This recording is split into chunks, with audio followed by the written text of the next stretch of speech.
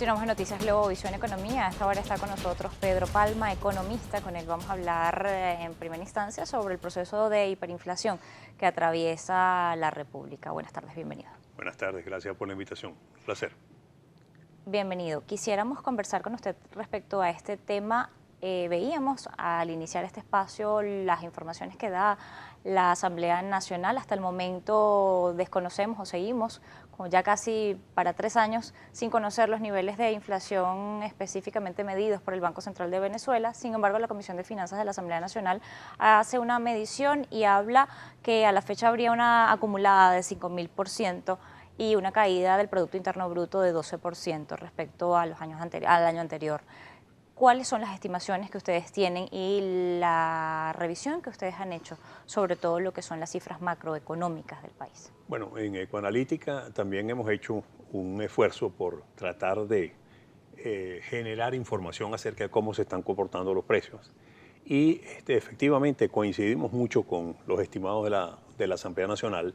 Inclusive en el mes de febrero estuvimos un poco por encima de los estimados de la Asamblea Nacional, más bien cercanos al 90%, ellos hablaban un nivel cercano al 80%, pero en cualquiera de los dos casos estamos hablando de una tragedia profunda que está presente dentro de la economía venezolana, porque eso no significa otra cosa, sino que ya por 3 o 4 meses estamos inmersos en un proceso hiperinflacionario, hiperinflacionario, que está afectando notablemente la calidad de vida del venezolano, que está empobreciendo de una manera alarmante a la población venezolana y que está causando realmente estragos en la economía.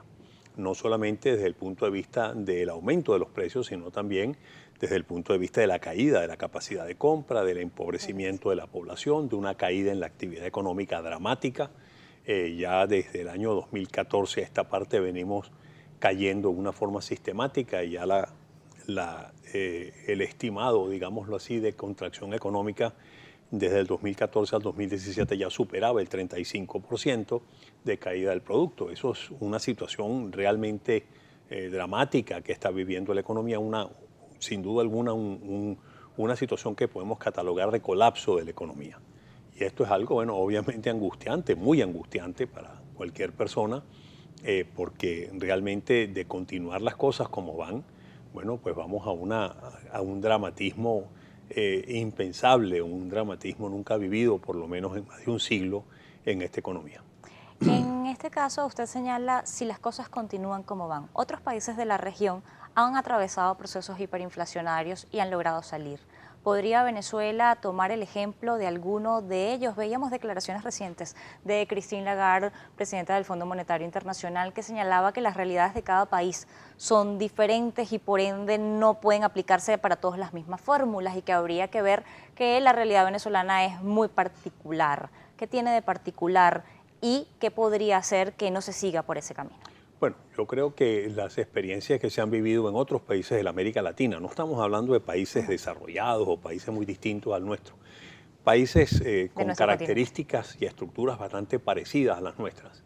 Países hermanos de la América Latina han sufrido en el pasado, en la década de los 60, 70, 80, comienzo de la década de los 90, inclusive del siglo pasado, sufrieron procesos hiperinflacionarios o de inflaciones galopantes y esos países lograron superar exitosamente esas condiciones, lograron abatir esos procesos inflacionarios aplicando una serie de políticas públicas muy bien estructuradas, muy bien coordinadas, que dieron como resultado pues, ese abatimiento de la inflación, ese éxito en la política antiinflacionaria, al punto de que ya los economistas considerábamos que esos procesos hiperinflacionarios era una enfermedad superada, era una enfermedad que ya se conocía el remedio a esa enfermedad. Bueno, lamentablemente la economía venezolana, que tradicionalmente cuando esas economías estaban atravesando por esos procesos inflacionarios, Venezuela era envidia de esos países y de muchos países industrializados, porque aquí teníamos una economía estabilizada hasta mediados de los años 70, con una inflación bajísima. Bueno, resulta que ahora estamos inmersos en un proceso hiperinflacionario y realmente nos preguntamos, bueno, pero ¿qué estamos esperando para aplicar el remedio que ya se conoce, que ya lo aplicaron otros países de la región y que se sabe cuál es el remedio y la vía para solventar ese problema? digamos, esa solución está en una serie de políticas, como ya dije, en materia fiscal, en materia monetaria, en materia cambiaria, en materia de estímulos de inversión, de incremento de la producción, de desmantelamiento de controles y crear las condiciones para que las fuerzas del mercado interactúen en una forma efectiva y eficiente, de una supervisión eficiente, de la necesidad de disponer de una cantidad importante de moneda extranjera, de recursos externos, para otros esperando para aplicar esas políticas. Realmente es incomprensible que el gobierno no esté, realmente tomando esas medidas, siguiendo esos ejemplos que ya nos dieron otros países hermanos y que ya se ha probado hasta la saciedad de que es el remedio para la hiperinflación.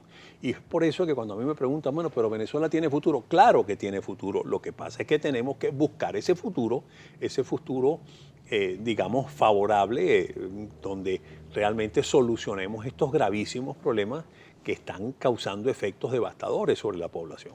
Hay algunas cosas quizá en contra de tomar esas medidas, el asumir el costo político que pueden tener, todas lo van a tener en algún momento porque son medidas que quizá impactan a la población, aunque se llegue al fin deseado que es estabilizar una economía. Y está el otro tema y es el efecto electoral que puede tener, y bueno, estamos cerca de un evento electoral. Quisiera conversar de los efectos que estas medidas pueden tener al regreso de la siguiente pausa, ya volvemos.